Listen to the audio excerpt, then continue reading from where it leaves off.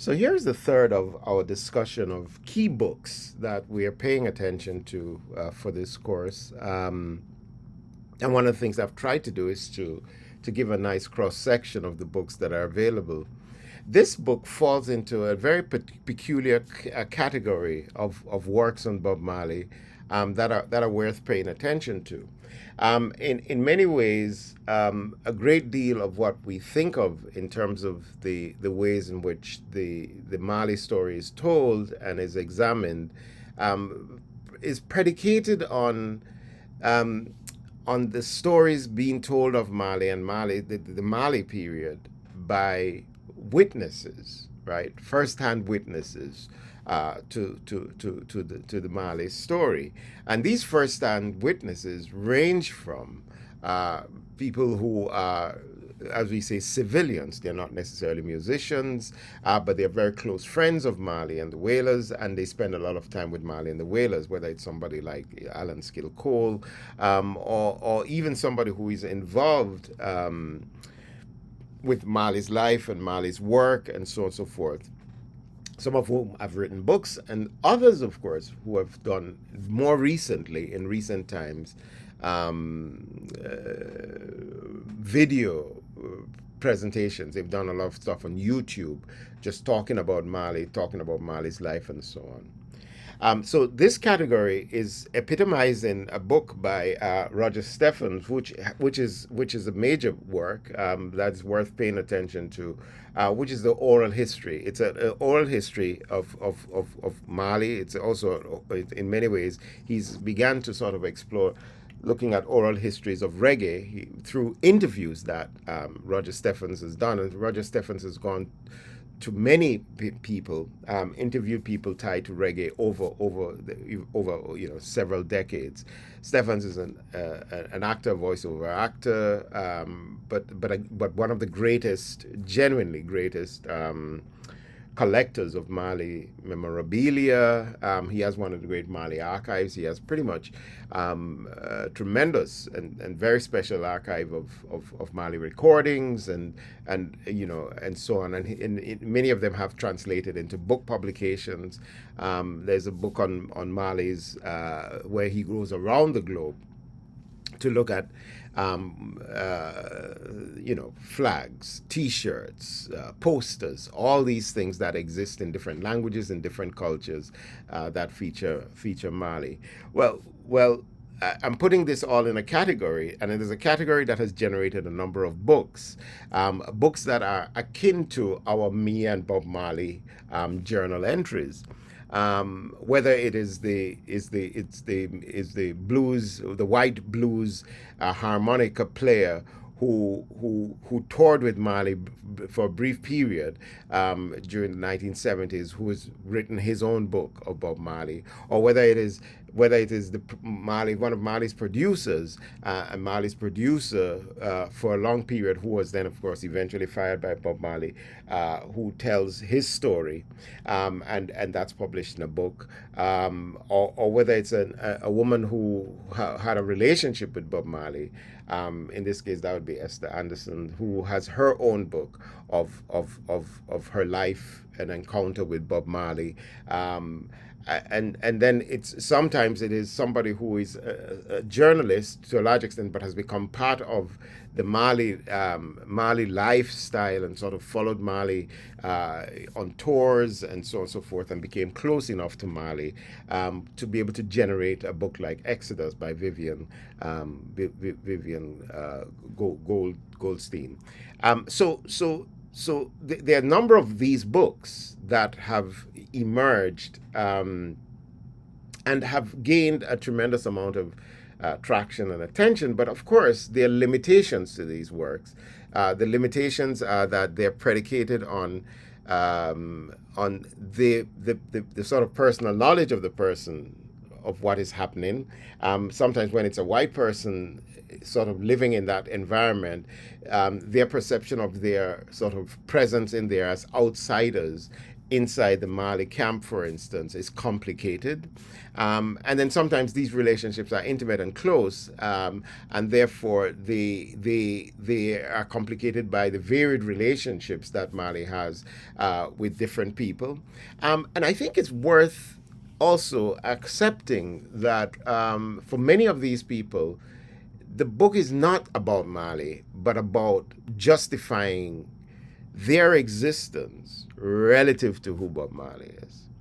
Well, the holy grail of these works, and the one that justifies itself most explicitly, would be two books that have emerged. There's a book by Cedella Marley on the mother of Bob Marley, who tells her own story.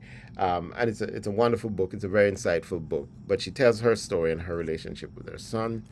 And then there's Rita Marley's book about her life with Bob Marley, her relationship with Bob Marley, and it's a book titled "No Woman No Cry," as a way of sort of sealing her ownership of that song, that relationship, and that dynamic.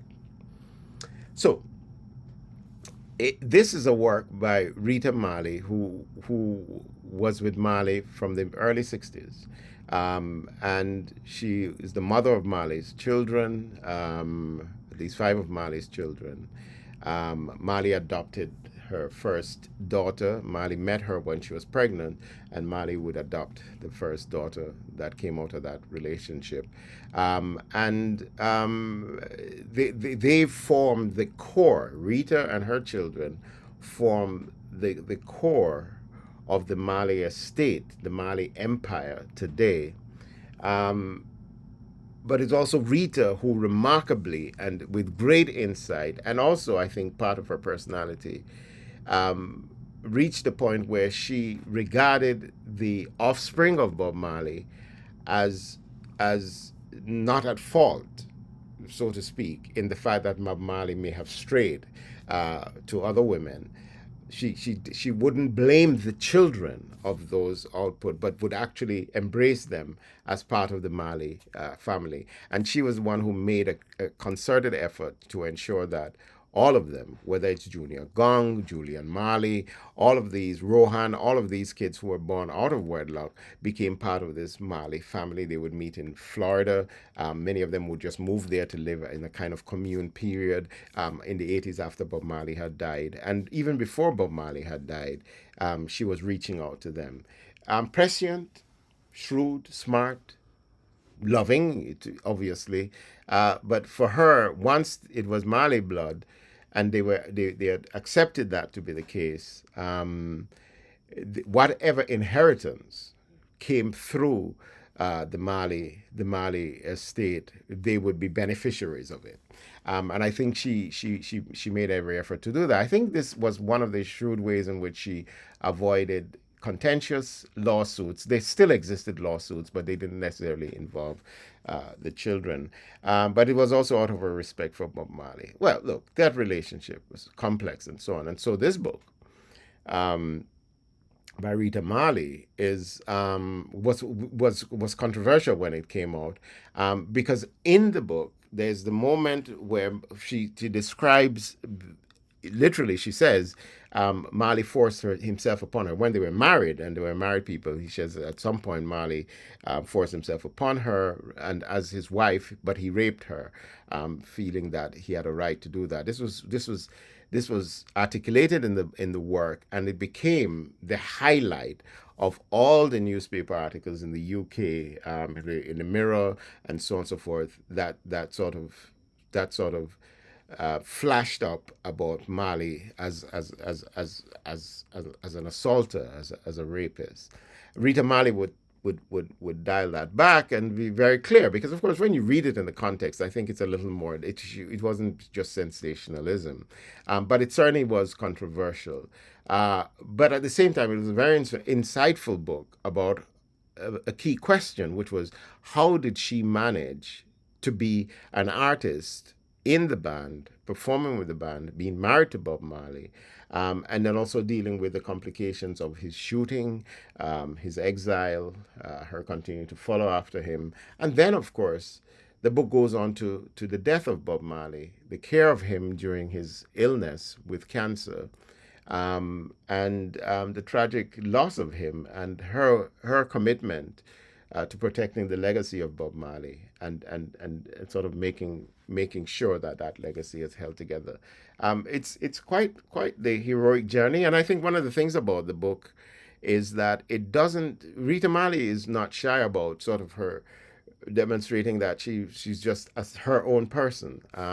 Her own person. She was a great singer, great musician, and continued to produce music until fairly recently. She's had a number of strokes and has been struggling, but really has been an active and one of the bulwarks of reggae music, and especially the voices of women for years. And the book sort of details that prior to being part of the Wailers, she had her own career, and it's incredibly important to think about it because, of course, the three women singers who sang with Bob Marley, whether it's Rita Marley, Judy Mort, and Marcia Griffith, were all artists within their own rights.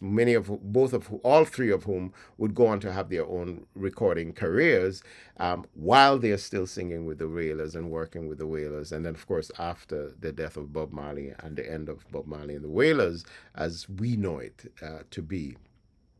The interesting thing about the book, though, is that it's worth paying attention to this fact is that the book is as one of the as told to. There's a ghostwriter, but she's not a ghostwriter. It's explicit in the credits of the book.